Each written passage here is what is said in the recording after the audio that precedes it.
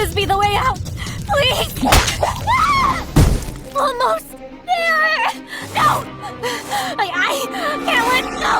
Ah! Grab my hand, hombre!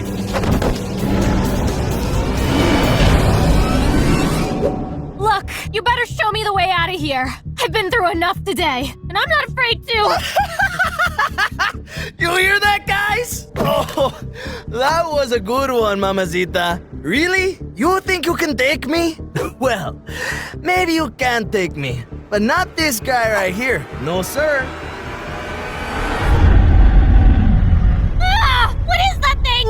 I swear every single room has some new horror. Yeah, not the most friendly bunch. Not like us, at least. You're not like them? Of course not.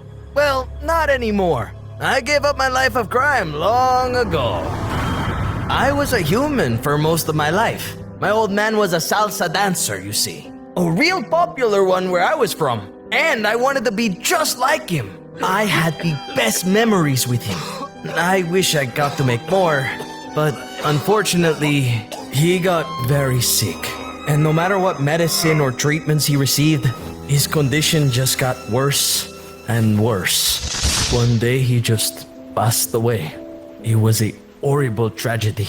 We were so mad. It wasn't fair to take someone away so wonderful for no reason. I still miss him, and it hit mi madre even harder. I did what I could to cheer her up. I wanted to help keep my father's legacy alive. I wanted to celebrate him, not mourn him. She had other plans. She couldn't stand to see me dance. It brought up the painful memories of her husband, my father. For her, it made the pain so much worse. Mama, what are you doing? No more of this cursed music, no more dancing, none of it. But I want to dance, just like Papa. Well, I better not see or hear any of it. I'm sorry, mijo. I just can't bear it. I was heartbroken. Losing something that was so important to our relationship was like losing Papa all over again. I couldn't let my father's legacy go to waste. It was up to me to preserve his memory the best way I knew how. But how could I do that if I had no one to dance for? Well, it looked like my problem had been solved. Junior Dance Academy. I swear, it was like my dad shining down on me, telling me to do what I was meant to do. There's no way I could afford that. And Mama would never lend me the money if she knew where it was going. I racked my brain, trying to think of somewhere I could get a job. I debated calling out, returning the wallet, but maybe this was also some divine timing. And unfortunately, I got started on a pretty bad path. I became a master pickpocket. You see, the wallets I'd keep, check them to find out if they had any cash. If not, I'd return them and usually get a reward. As for the trinkets, I found a reliable pawn shop, and this continued for years. I kept it small. I knew if I got greedy, I'd get caught. But after years of stealing, my eyes got bigger than my stomach. That thing had to be worth thousands. It was absolutely huge, pure gold, bejeweled. I couldn't help myself.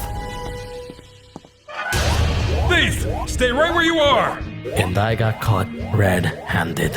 At first, it was going to be a slap on the wrist. I had no record after all. I was a good kid.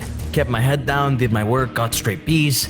But unfortunately, that night, I'd made some other stops. And they realized there might have been a larger problem. I was forced to pay back everything I'd stolen from the school, as well as the rest of the money it was suspected I'd stolen from others. After all those years, I was broke again. So I picked up a job the only place I could find. A valet at some new fancy hotel nearby. I decided it was time to kick my life of crime and get an honest job.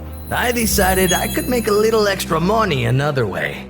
I started a betting ring. How fast can some of these fancy cars go? Who'd beat who in a race? Yup, I started a gambling ring. But hear me out, it's not as bad as stealing, right? It's fair game. I did this for years and years before my time finally came.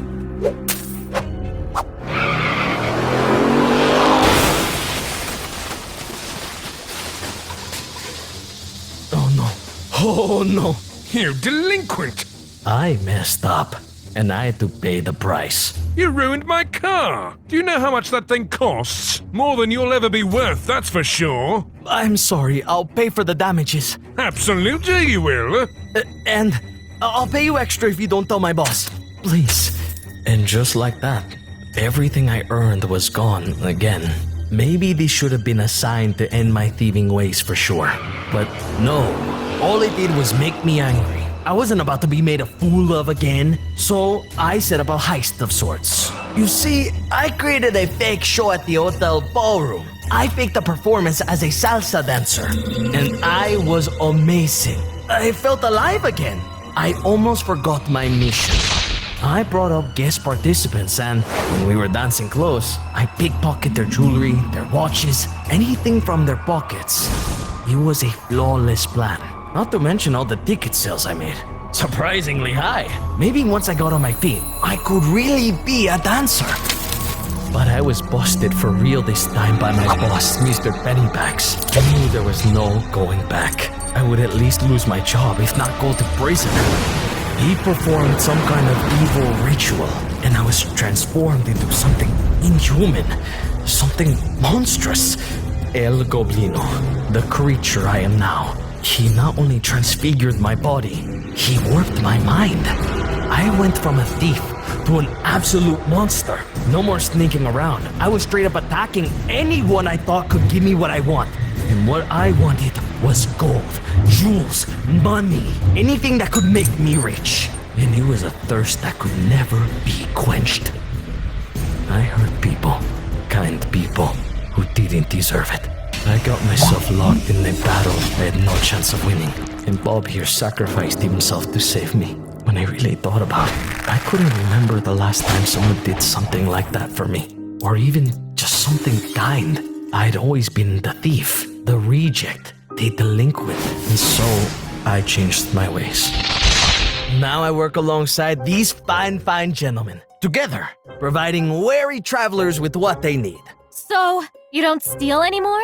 I got no need, hombre. I got all the wealth in the world right here. So, feel free to stay as long as you want. I think I've got to keep going. I need to get out of here somehow. I wish you luck, compadre. I wish you luck. Hey, where's my necklace? What? It's not like we'll ever see her again.